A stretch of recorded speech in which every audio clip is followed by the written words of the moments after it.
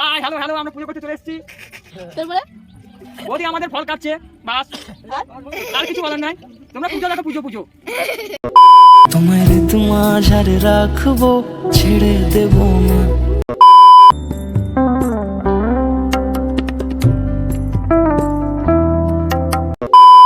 Hello guys, welcome back to my channel vlogger সবাই। তোমরা সবাই কেমন আছো? আশা করছি ভালো আছো, আমিও খুব ভালো আছি। তো সকলকে জানাই হ্যাপি সরস্বতী পুজো। আমি এখন বাজে 8:30, আমি দেখতে পাচ্ছি স্নান টান করে এই শাড়িটা পরে রেডি হয়ে গিয়েছি। আসলে এখানে পুজো হচ্ছে, পুজো জোগাড় আমাকে করতে হচ্ছে, তো এখন খুব তার মধ্যে আছি। তো ওদেরকে পুজো জোগাড়টা করে দিয়ে আসি, তারপর তোমাদের সাথে আবার দেখা হচ্ছে। তারপর তো অনেক কিছু আছে আজকে সারাদিনে, তো আজকে সারাদিন কী করবো না করবো সব কিছু শেয়ার করবো। তো তোমরা শুধু দেখতে থাকো ভিডিওটা, ওকে?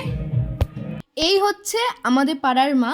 এবছর আমাদের পাড়াতে পুজো হওয়ার কথা ছিল না, বাট লাস্ট দিন ঠিক হয়েছে যে পুজো টুজো হবে, তাই ছোট্টখাটো করে প্যান্ডেল বানিয়ে মাকে আনা হয়েছে। আর এখানে সবাই বই দিয়ে গেছে।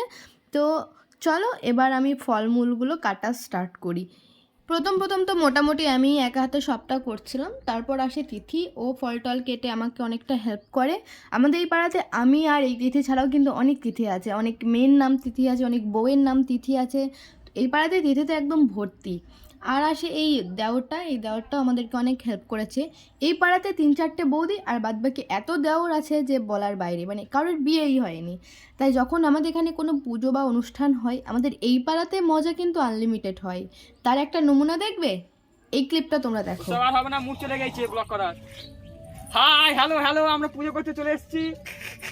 তারপরে বৌদি আমাদের ফল কাটছে বাস, আর কিছু বলার নাই। তোমরা পুজো দেখো, পুজো পুজো।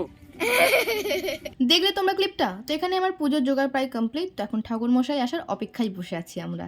ঠাকুরমশাই চলে এসেছে আর সাথে ঘটানাও কমপ্লিট হয়ে গিয়েছে। ঠাকুরমশাই আসার পর ওইটুকু সময় আমি ভিডিওটা করতে পারিনি, পুজোর টাইম, ব্যস্ত খুব, বুঝতেই পারছো। তো চলো বাকি তোমরা পুজোটাকে একটু দেখে নাও।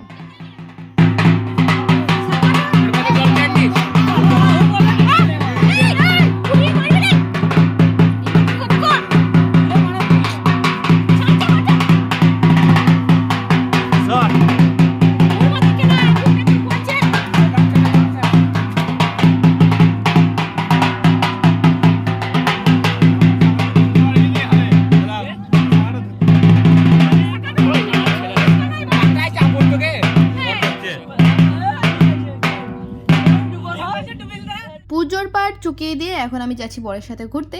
তো চলো এবার বেরিয়ে পড়ি, আর কমেন্ট করে জানাবে যে আমাকে কেমন লাগছে। সরস্বতী পুজো মানে কিন্তু আমাদের দুজনকে ম্যাচিং পরতেই হবে। তাই আমি পরেছি হলুদ কালারের শাড়ি আর বর পরেছে হলুদ কালারের পাঞ্জাবি। দুটো সেম হলুদ দেখতে লাগলেও কিন্তু একটু ডিফারেন্ট আছে। তোমরা আমাকে কমেন্টে জানাবে যে দুটোর মধ্যে ডিফারেন্ট তোমরা বুঝতে পারছো কিনা, ঠিক আছে? তো চলো এবার আমরা বেরিয়ে পড়ি।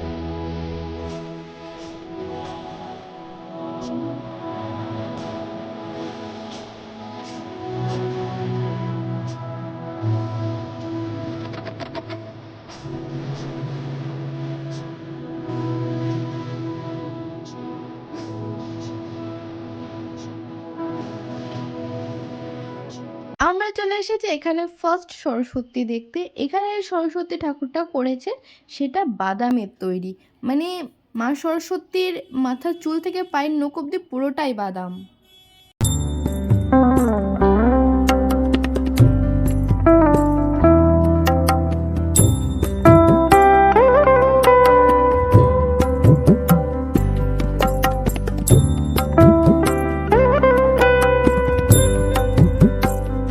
বাদামের মা সরস্বতী দেখার পর আমরা এখন এসেছি সাঁইথিয়া রাধা গোবিন্দ মন্দির। এখানে আসার পর জানতে পারি যে এখানেও মা সরস্বতীর পুজো হচ্ছে। এখানে কিন্তু আমরা জানতাম না যে মা সরস্বতী হচ্ছে। আমরা জাস্ট এখানে এসেছিলাম রাধা গোবিন্দের মন্দির যাব, ওখানে একটু শান্তিভাবে বসবো, মানসিক শান্তি অনুভব করব তারপর।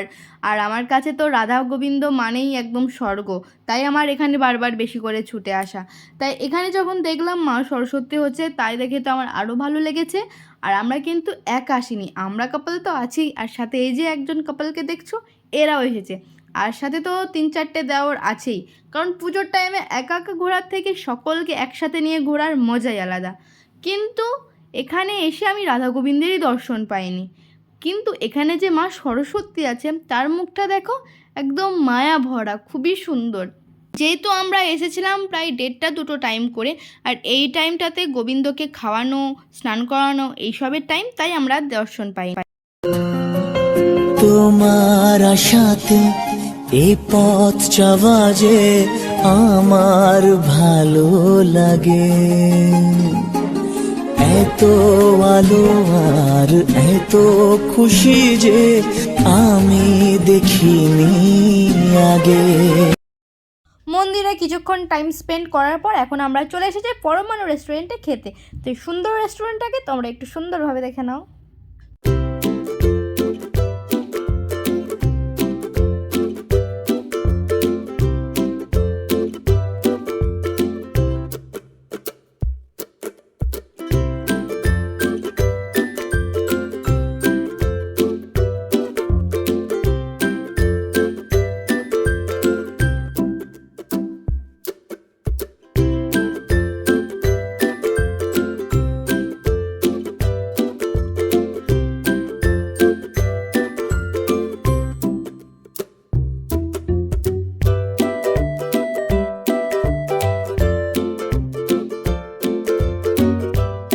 প্রায় 2 ঘন্টা ধরে দাঁড়িয়ে থাকার পর ফাইনালি আমরা বসার জায়গা পেয়েছি, আর কেউ ফাইনালি আমাদের খাবারের অর্ডারটা নিয়ে গেছে।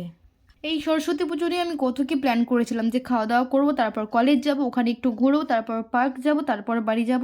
কিন্তু এখানে এক জায়গাতে খেতে এসেই আমাদের সব টাইম শেষ।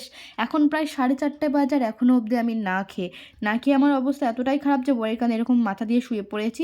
হঠাৎ আমার মনে হলো আমার লিপস্টিকটা ঘেটে গেছে, তাই আমি এরকমভাবে একটু আউ করে দেখে নিচ্ছিলাম যে সত্যিই কি ঘেটেছে, আর চারিদিকে এত লোকজন, তাই একটু সবার চোখের আড়ালে এরকমভাবে আমি লিপস্টিকটা একটু ঠিক করে নিচ্ছিলাম। আর তারপর চলে আসে আমাদের খাবার। আমরা অর্ডার করেছিলাম বাটার তন্দুরি রুটি আর বাটার চিকেন। সবাই মিলে খাই, তারপর একটু আমাদের প্রাণে প্রাণ আসে এরকম বলতে গেলে। তো খাওয়া দাওয়া করে আমরা বেরিয়ে পড়েছি বাড়ি যাওয়ার জন্য, কারণ অনেক সন্ধে টাইপের হয়ে গেছিলো। আর এই জন্যকে আমি প্রণাম জানিয়ে এসেছি, নেক্সট টাইম আর এখানে আসবো না, মানে এত বিরক্ত লেগে গিয়েছে আমার। সারাদিন ঘোরাঘুরি করার পর আমি এখন বাড়ি চলে এসেছি। তো মাথাতে বড্ড যন্ত্রণা করছে, আমি একটু পরেই ঘুমিয়ে যাব। আসলে এত অবেলায় খাওয়া দাওয়া হয়েছে সেই জন্য হয়তো, আর এমনিতেও সারাদিন বাইকে করে ঘুরেছি, হতে পারে এইসবের জন্য। আমাকে জানিয়ে ভিডিওটা কেমন হয়েছে, কারণ আমার মনে হয়েছে যে ভিডিওটা তেমন ভালো হয়নি। আসলে আমার ফোকাস ছিল যে আমি এই সরস্বতী পুজোটা নিজে উপভোগ করতে চাই, না ভিডিও করে ওয়েস্ট করতে চাই।